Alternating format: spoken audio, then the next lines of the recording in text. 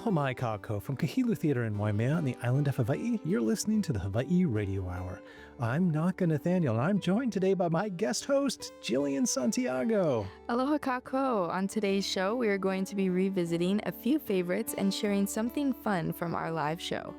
You remember, right? And then she used to stay there with her red lipstick and the cigarette, and then she used to cook in front of us, and then you would just watch her because the ashes would almost like fall into the damn stew, and it was like, oh, please don't, please don't, please don't. But you never cared because the stew was delicious anyway, right? And that's a true story. And we will finish with a moʻolelo from you. Yes, we will.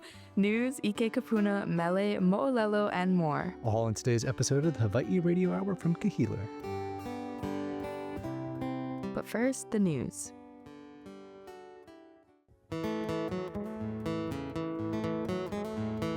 Aloha from the Kahilu Theater. I'm Gilian Santiago, and I'm here with my co-host, Naka Nathaniel. Jill, it's great to get you in front of the microphone. You've been concentrating on editing and writing the show recently, so I'm glad that you're now hosting with me today. Yeah, I'm so glad to be here. It's been definitely a learning experience, editing and producing, so I'm really excited to be on the mic. Well, this is going to be a fun show, and this happens to be our 25th episode.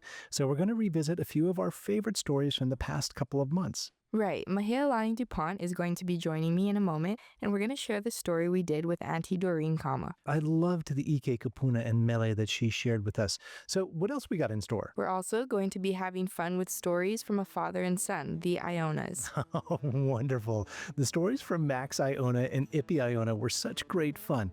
We haven't aired Max's moʻolelo yet, but he made the audiences here at Kahilu howl. In fact, I can't wait to hear Max's memories again. What do you say? Should we get the show started? Yep. Mahalo for listening to the Hawaiʻi Radio Hour. We will return to Kahilu after this quick message.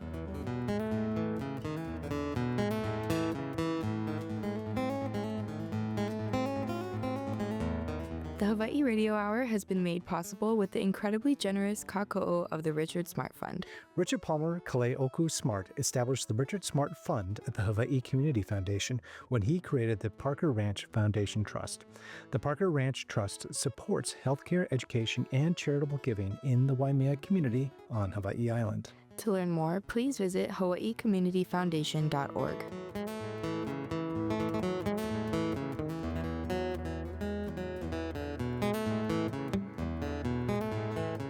Welcome back to the Kahilu Theater and the Hawaiʻi Radio Hour. I'm joined by Mahealani duPont to talk about our first story. Aloha! Almost every time we record here at Kahilu, we can hear a faint yet beautiful serenade of an ukulele accompanying Hawaiian mele. One day, I went outside to find out who was responsible for these sweet tunes, and I found an auntie sitting in a grassy patch underneath the jacaranda tree right next to the theater. We found out her name is Aunty Doreen, and she spends most of her afternoons waiting for her nephew to finish school. While she waits, she sings and plays the ukulele, while purple blossoms float down around her. We wanted to know more about her story, so we invited her to talk with us. We wanted to know first about how she got into singing. Here's Aunty Doreen. Aloha, my name is Doreen Kama. I'm originally from Kona, born and raised there, but born in Hilo. Graduated from Kawananakoa High in 1967. You know, actually, a lot of my friends told me, you need to sing, go join the choir. But I was actually shy when I was in high school. So I said, no, that's not for me. You know, in a way, I was kind of sad that I didn't do it, but really didn't get involved with singing until I was out of high school. In fact, I was working, and then my mom got sick, so my dad needed a vocal singer. I'm not really a person who likes to be up front, and my dad was our backbone in our family, and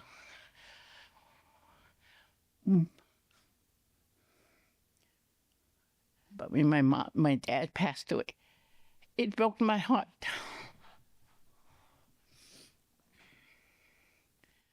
You know, my dad plays all the instruments. He plays steel box, he plays upright bass, he plays guitar, ukulele.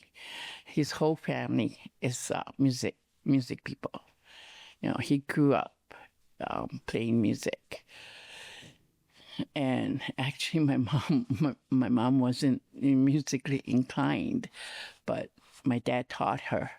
But she had a beautiful voice, And so when my mom got her stroke, and my dad needed a singer, he told me, "It's your turn to take over, Mom." I looked at him and I says, "Are you crazy?" And he says, "No, I need a singer." So my dad got a group. I was the lead singer. My younger sister played the electric bass, and then my brother plays the guitar. And we were a family group. But when my dad passed away, we put everything away. And just when my grandnephew started to go to school, and I just picked up the ukulele, sit over there and just play, and I says, "Oh well, if anybody wants to complain, they can." And I just sit some and I play, and if people come and say, "Oh," I says, "Thank you." I just keep playing. It's something that I enjoy. But since my dad passed away, I never picked up the ukulele until this past year, 2 years. I just enjoy singing. If people enjoy it, I'm happy for them. I have a lot of favorite songs, but this is one of the favorite it's my...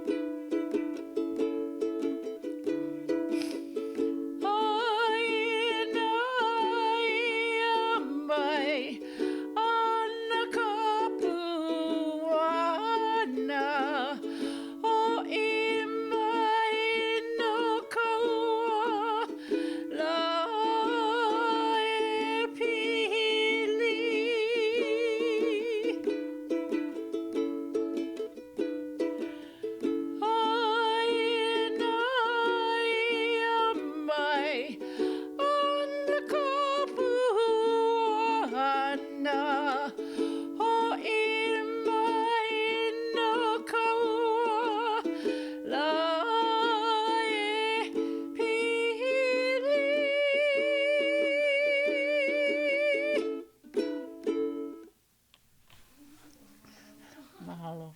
I'm so glad we talked to her and got her to share her story. Mahalo to Aunty Doreen for sharing her mele with us. I'd really love to listen to more. Well, it's a good thing we were able to sit down with her for a while. There's actually more of our talk story I'd love to share, if can. Oh yeah, can. She told us more about her childhood growing up here, which was so amazing to hear about. Here's Aunty Doreen again. We always had music in our house. And one thing my dad always told all of us, every single one of us, that whoever picks up the instrument and start playing, that's who it belongs to. I still have my dad's steel box and everything, so nobody picked it up yet. There's a lot of musicians who knew when my dad passed away and knew he had all his instrument, and they came and asked me, "Are you going to sell your dad's thing?" I says, "No." I says, "No, I'm not selling any of my dad's." Okay.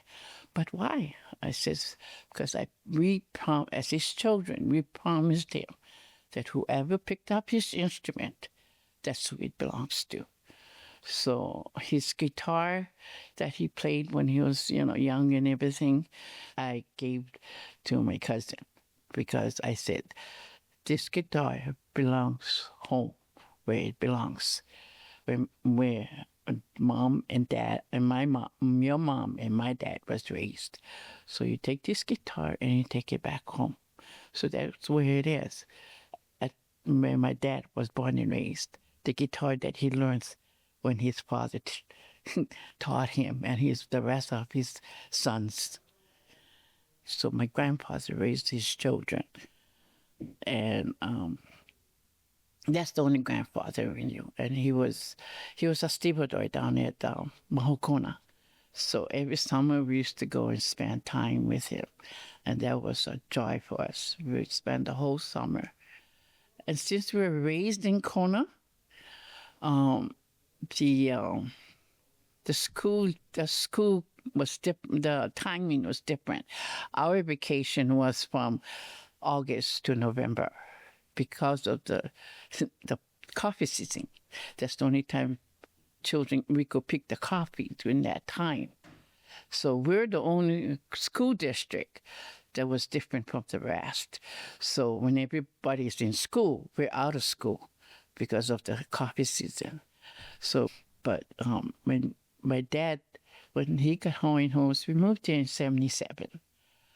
And my dad actually applied in 1949, the year I was born. And that's how long it took for him to get Hawaiian homelands. And it was just by chance, really, because Honolulu sent him a letter, said the house was open, so if he could, come and go check it out. And he knew the project manager over here, and in fact, they were in the service together. They served in the army. So he called him up and he said, I need you to see and come to the house at this address on Sunday. He said, are you crazy? I don't work on Sunday. Yes, you do. Just meet me there. I said, why are you talking about this? I didn't get any notice that somebody left the house.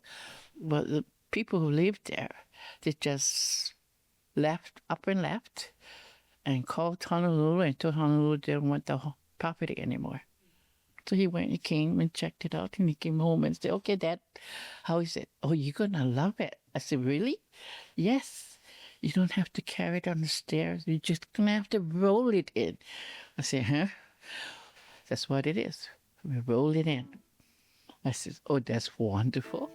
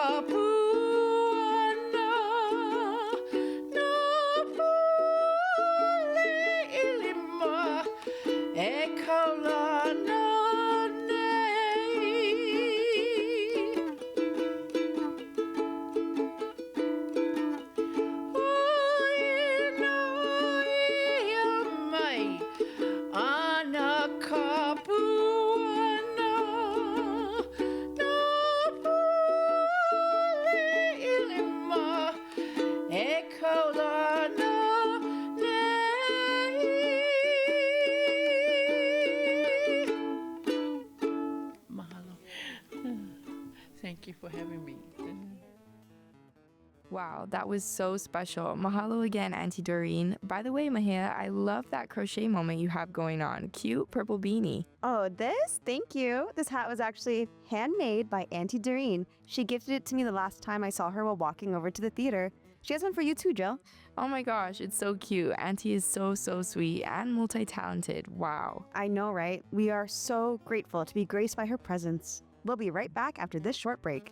You're listening to the Hawaiʻi Radio Hour.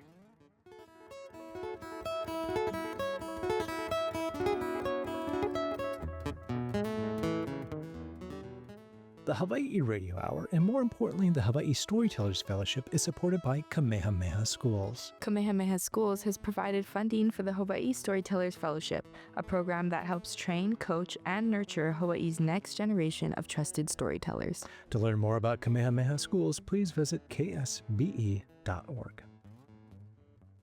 You're listening to the Hawaiʻi Radio Hour. We will return to Kahilu in Waimea in a moment.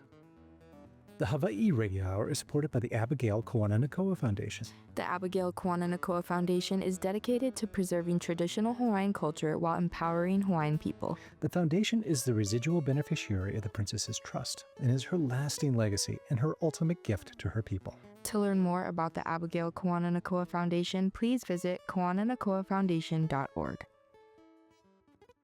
We will return to Kahilu after this short break. You're listening to the Hawaiʻi Radio Hour.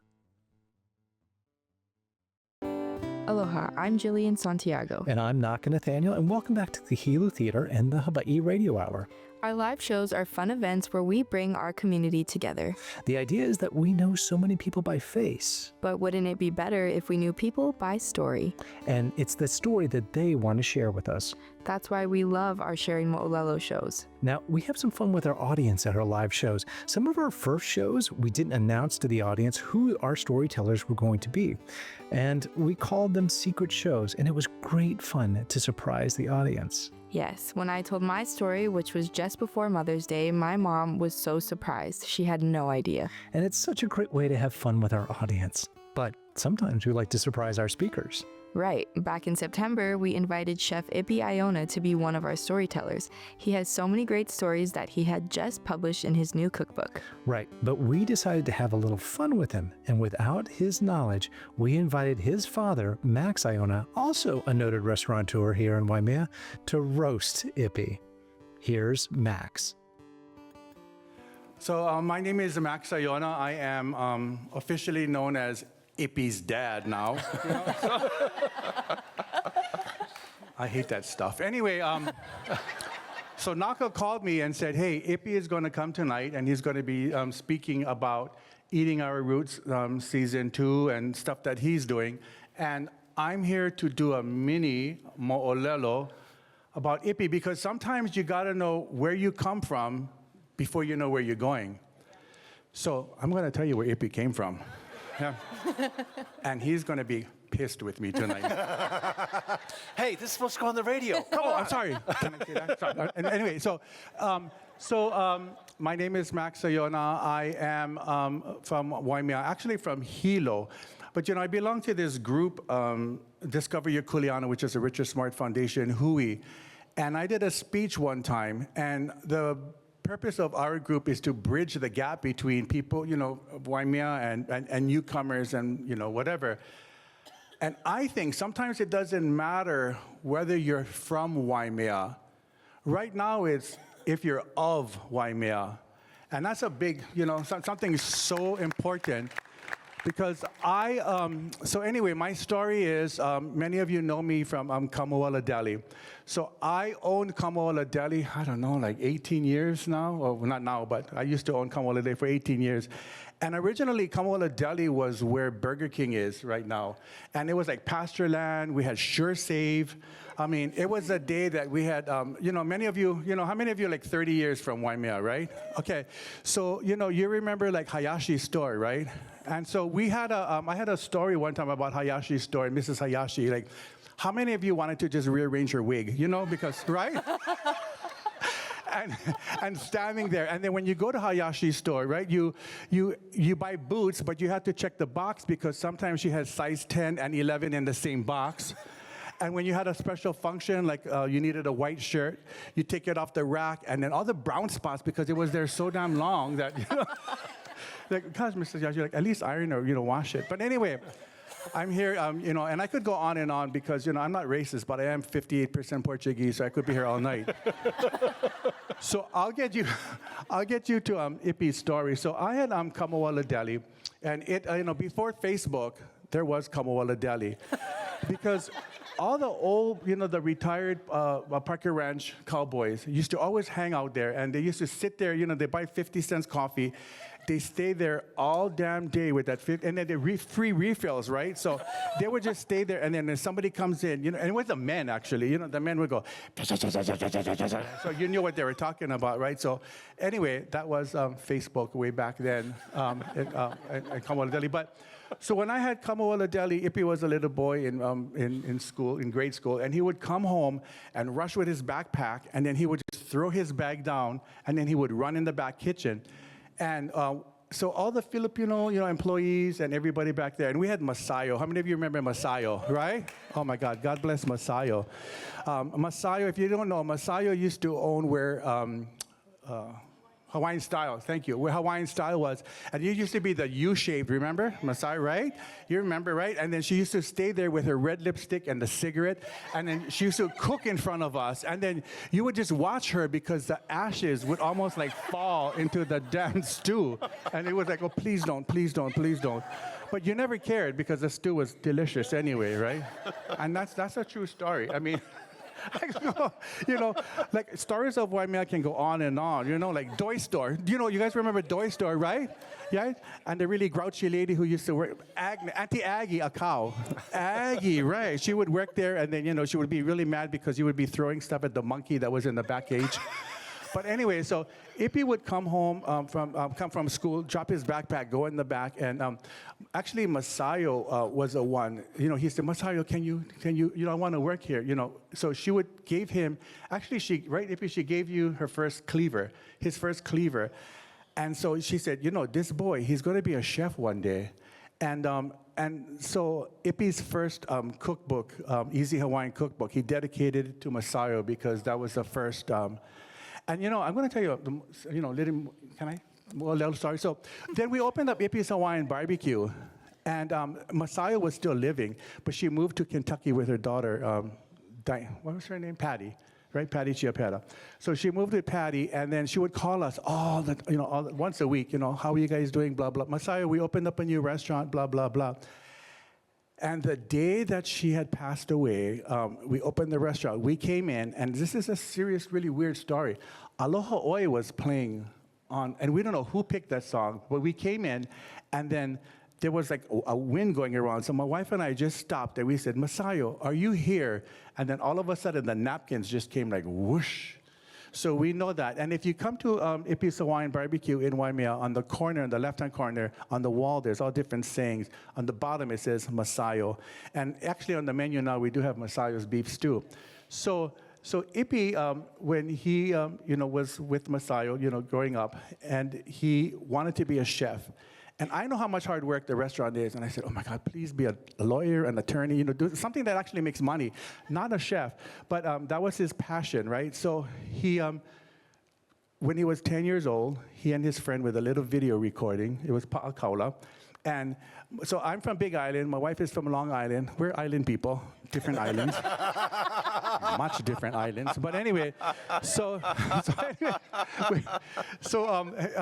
Ippy says, hey, I want to, he wanted to go to school to be a chef. So I said, oh, okay, go ahead then. But, Ippy, why don't you just go like business school 1 year? So he ended up in Santa Barbara 1 year, and he came back, Dad, I still want to be a chef. Okay, go ahead. So he went to Le Cordon Bleu in San Francisco and then graduated top of the class. He was like the gold medal chef there. And then he met his wife, who was the top baker there. Anyway, so he comes back, and by that time we had Salamini's Italian restaurant, right? And we had, that was so good, right? Yeah. And so he comes back and he goes, Dad, Mom, so prior to that, so he's 10 years old. I forgot to tell you that. So he's 10 years old. He said to my father-in-law in New York, I don't know what to get Pops for Christmas. Oh, I know. He likes Mario Batali. So I'm going to give him a video. So 10 years old, he was short, and he was like really shaved. But he and his friend, he wrote The Little Italian Chef on a paper, on a video camera. And he did this video. And he was like, Mele kaliki maka Pops, I'm Ippy. I'm the little Italian chef, and I'm going to make for you Fra Diavolo. Fra Diavolo is from the devil. It's a spicy sauce, and blah, blah, blah, blah, blah. And he made croutons, so he put it in the oven, and it was a nice one. So my Italian father-in-law was like, oh my gosh, my grandson from Hawaii gave me this. He was so sad. But we kept a copy of that because it was such a good video, and it was so cute. And so when he comes back from culinary school, he goes, Mom, Dad, the Food Network is looking for contestants. I said, for what? And he goes, the next Food Network star. And then, I'm part Pake. How much money are you going to make? And he said, no, you get a whole season for your own, you get a season, your own cooking show. And by that time, I think Guy Fieri won 2 seasons before Ippy was on that show. So I said, okay, go ahead, do that. He goes, they're looking for a video. And I said, Ippy, you should take that video when you were young, Because that's a damn cool idea, right? Yeah, that was mine. But anyway, so I said, you should do that. So he said, okay. He said, so we kept the video. So he did a video for Food Network, and he put the croutons in when he was 10, and then he pulled it out when he was 23. And see, that was a good idea, right? But anyway, so then he pulls that out when he's 23, and he goes, Aloha Food Network, that was me 13 years ago. I'm now classically trained Le Cordon Bleu chef. Welcome to the Food Network, blah, blah, blah. And so when Giada De Laurentiis saw that, she also fell in love like you guys just did. And so he ended up on the Food Network. 186,000 people had applied. They picked 15. So it was Giada De Laurentiis, Bobby Flay, and Alton Brown. And out of the 15, Ippy was the top 3. And I was so proud of him. Oh my God, right, Ippy? But I felt like one of the Kardashian moms because, you're watching your son on TV, and then these people are like writing, because they have their favorites, and they say, oh, the guy from Hawaii should, he should go home and plant pineapples. And so, I was upset. So, I write back, when you come to Hawaii, I'll bury you in a lava tube. So I was like really so upset with that. I think Linda was her name. I don't know her name, but I have it somewhere. Yeah. I'm going to bocce her one day. Anyway, but I was so proud of Ippy. But the reason why, because Ippy's going to come up, and so he just, he just finished with Kolby and the whole crew. And everybody over there, they've just finished season 1 of Eating Our Roots, which actually won an Emmy Award, So, right? Oh my gosh, local people from Waimea, doing stuff like that. But to have somebody at 10 years old, to have such a dream. And so he did this video because he wanted his own cooking show. And today, he's on season 2, with his own cooking show, coming up with his 2nd cookbook. And to be actually related to somebody who had such a dream and then made that dream come true. So without further ado, I want to introduce my son, Ippy Aiona. Awesome, Uncle. Way to go, Poragi.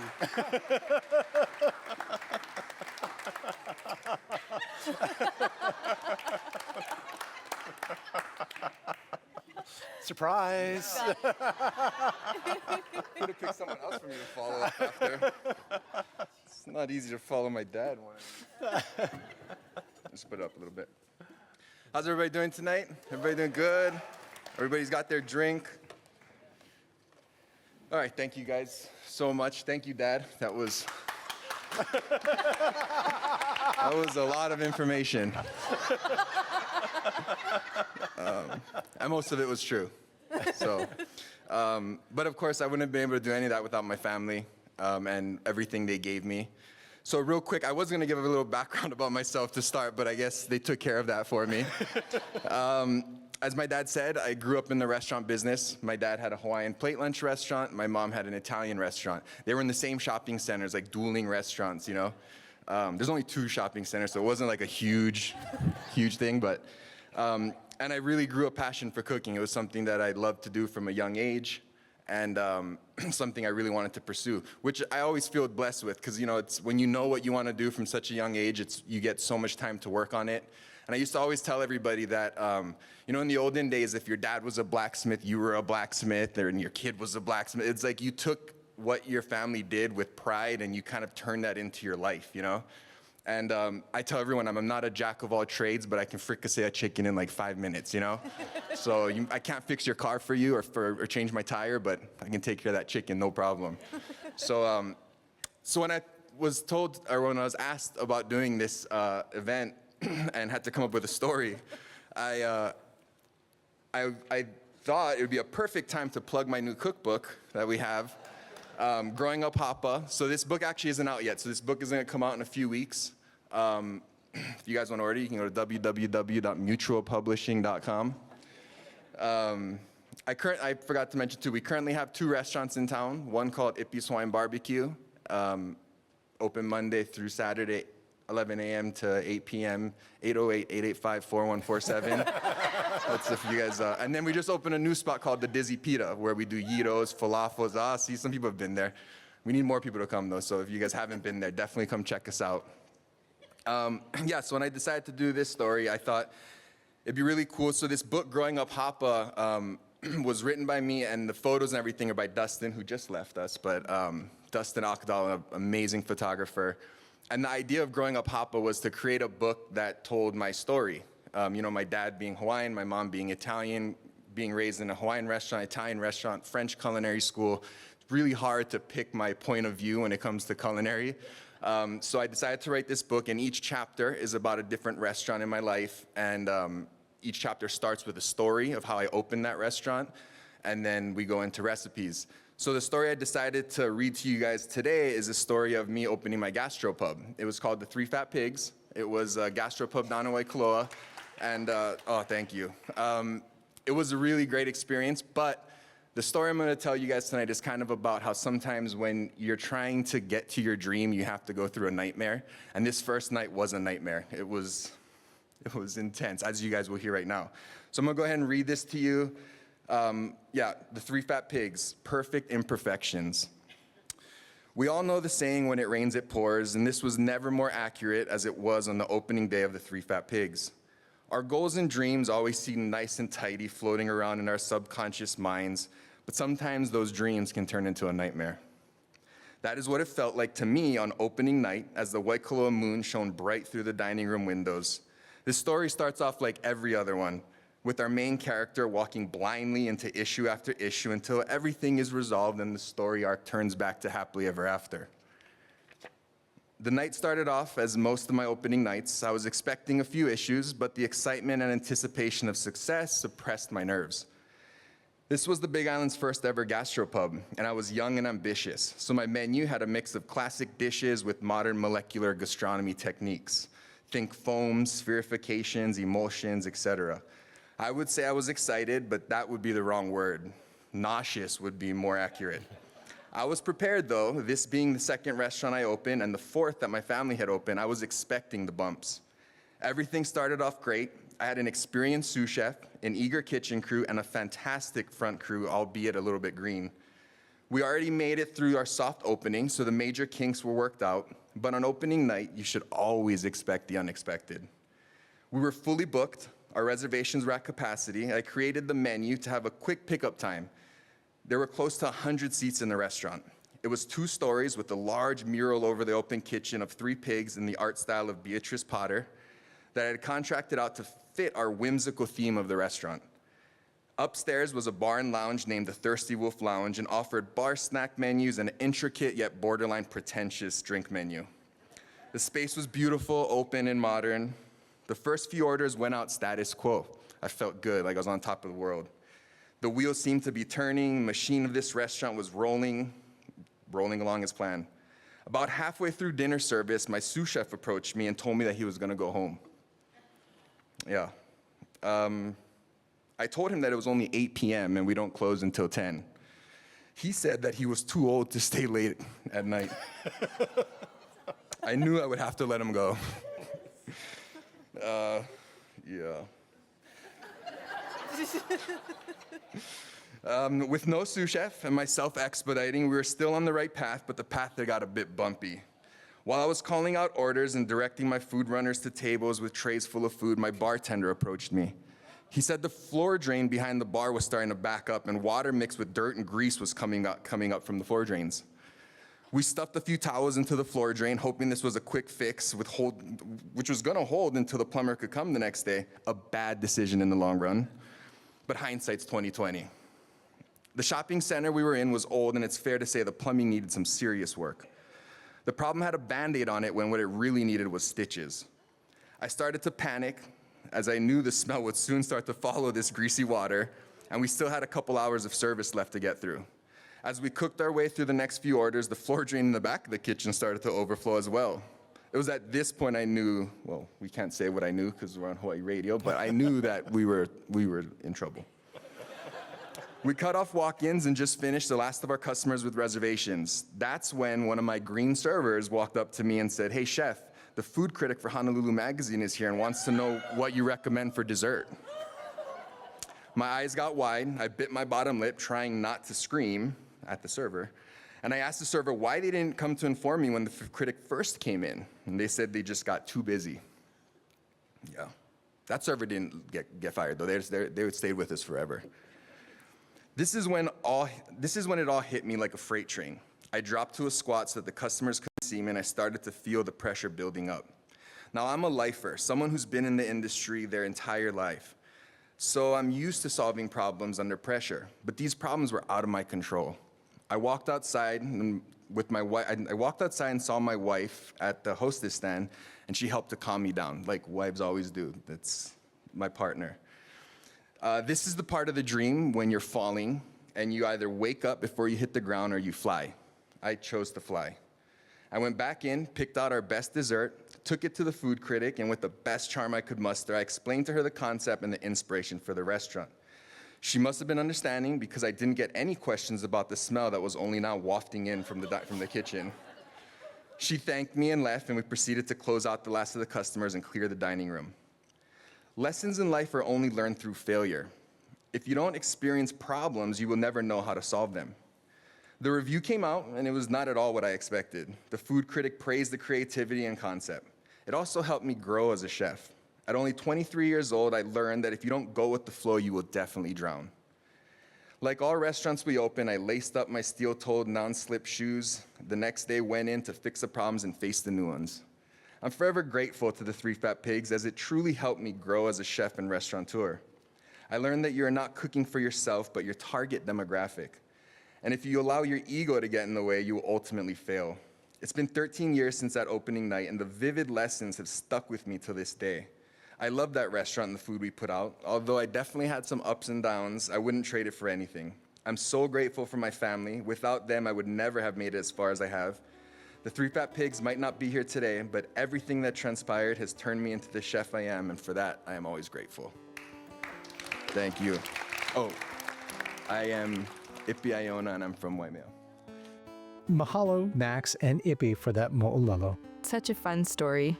The Aionas were storytellers here at Kahilu. We are so excited to share more stories in upcoming weeks. We are also excited to announce our next live show will be on December 4th right here at Kahilu. For tickets, go to kahilu.org. Support for the ʻike, kūpuna, and moʻolelo portions of the Hawaiʻi Radio Hour comes from Kate Bell and Tom Blackburn of the Deviants from the Norm. Without deviation from the norm, progress is not possible. We will return to Kahilu after this short break. You're listening to the Hawaiʻi Radio Hour.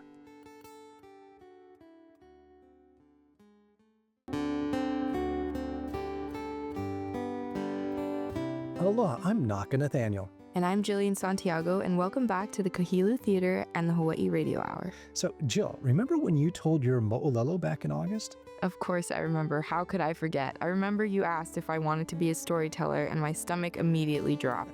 Yes, as you know, that is the most common response we get when we ask someone to be a storyteller. Yes, I'm definitely aware. I remember being absolutely terrified that night, but I knew it would be a very special moment for my mom. She still talks about it till this day. Well, I'm so glad that it's such a pleasant memory. In fact, let's do this. Let's share that moʻolelo that you shared with your mother just before Mother's Day. Here's Jill.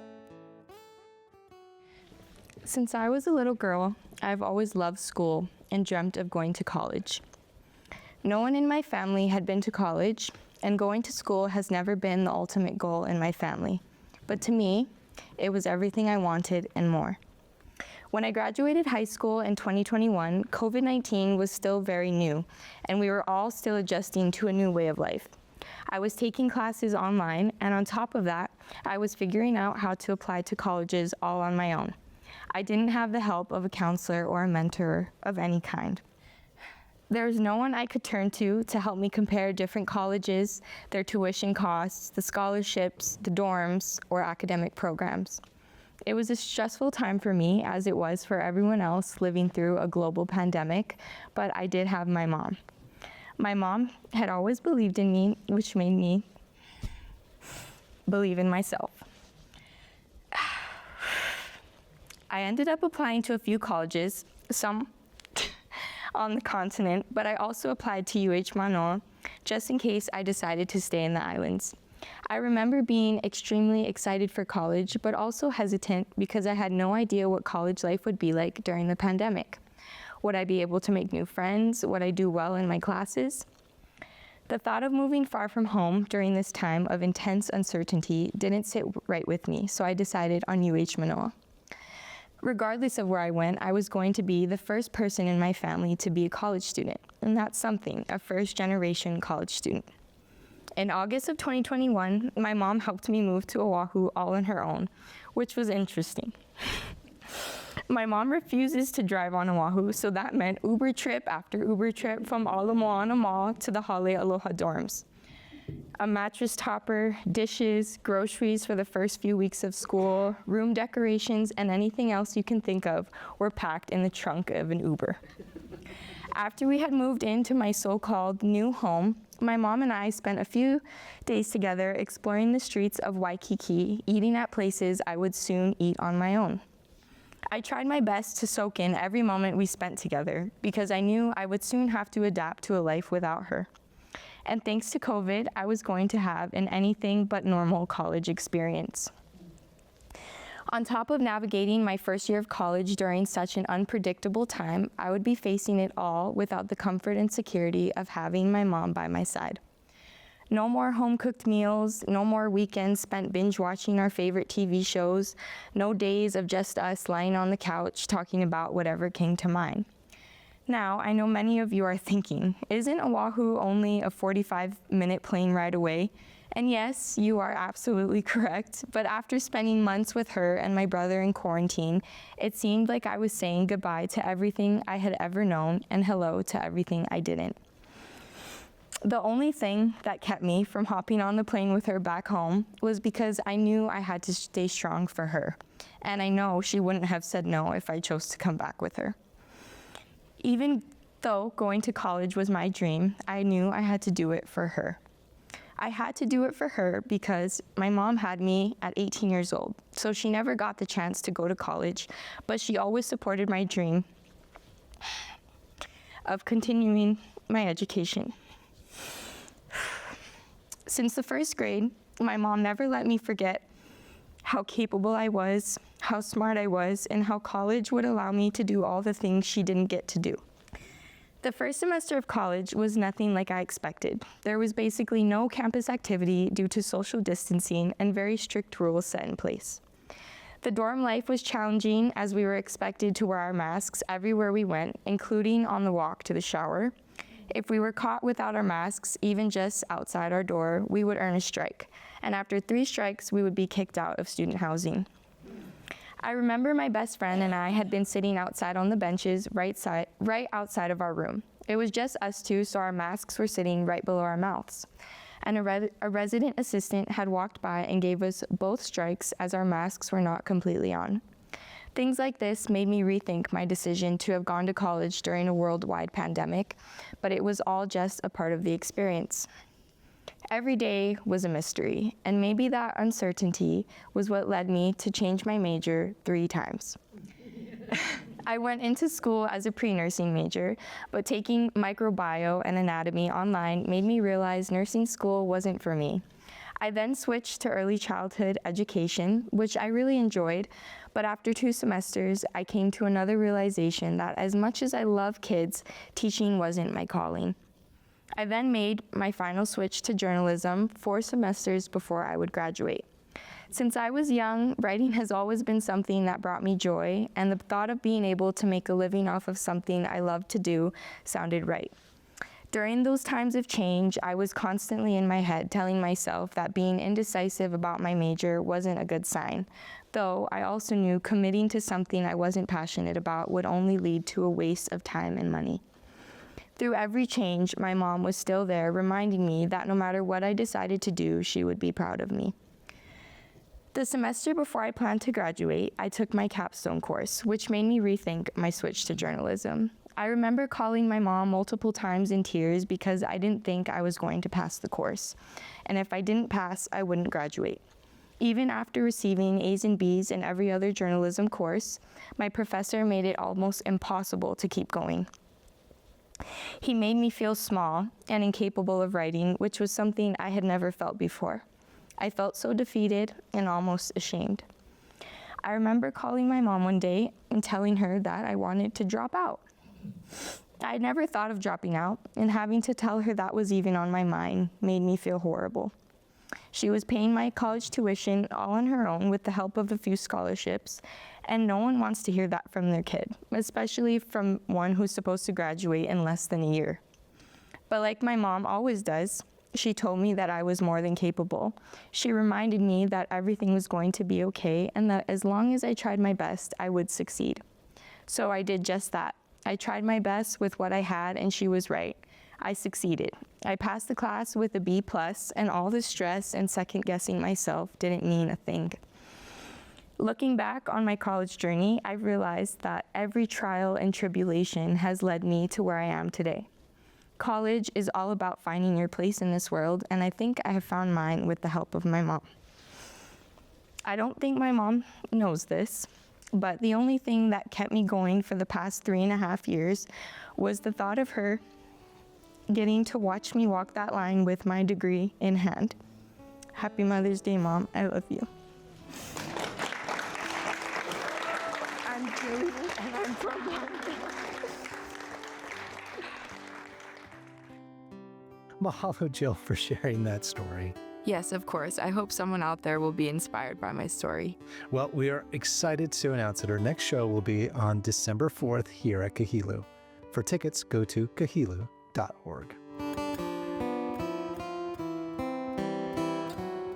The Hawaiʻi Radio Hour is grateful to the Stupski Foundation for their support at the Hawaiʻi Storytellers Fellowship. The Stupski Foundation is a private foundation returning its assets to the communities it calls home in Hawaii and the San Francisco Bay Area. The foundation partners with community leaders who are building a more equitable future to support just and resilient health, food, and higher education systems for all. Because change can't wait.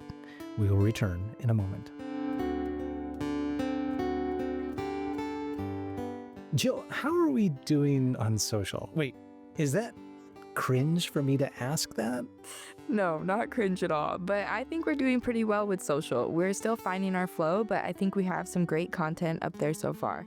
It's been really nice to get to look back on everything that we've been doing here at the Hawaiʻi Radio Hour. I especially enjoy rewatching the clips of our storytellers. Although you've heard them on radio, it's fun, really, to watch our storytellers. And so you can head over to Hawaiʻi Radio Hour's YouTube channel, or to listen to past episodes, go to Spotify or Apple Podcasts. We'll be right back after the break.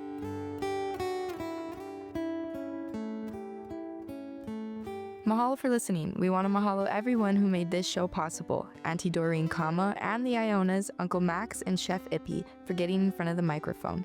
And mahalo to you for also getting in front of the microphone to share that wonderful, special mo'olelo. Behind the scenes, we want to mahalo you, Jill, for hosting this week, and Mahealani duPont for producing and editing the show this week. A special mahalo to the team at Kahilu. There are plenty of great shows on the calendar this month, including a visit from Na Hoku Hano Hano Award winner Amy Hanaiali'i. That's right, Amy Hanaiali'i will be here at Kahilu on Sunday, November 23rd. It's an afternoon show featuring Waimea's very own Micah Kamohoali'i and his Halau o ki Pu'upu'u, and a pre-show wine tasting featuring bottles from Amy's Vineyard in California. For tickets for the November 23rd show, please visit kahilu.org. And if you're away from the islands but don't want to miss out on the performances at Kahilu, you can find shows on Kahilu TV. You can stream so many great shows like Amy's past concerts here at Kahilu.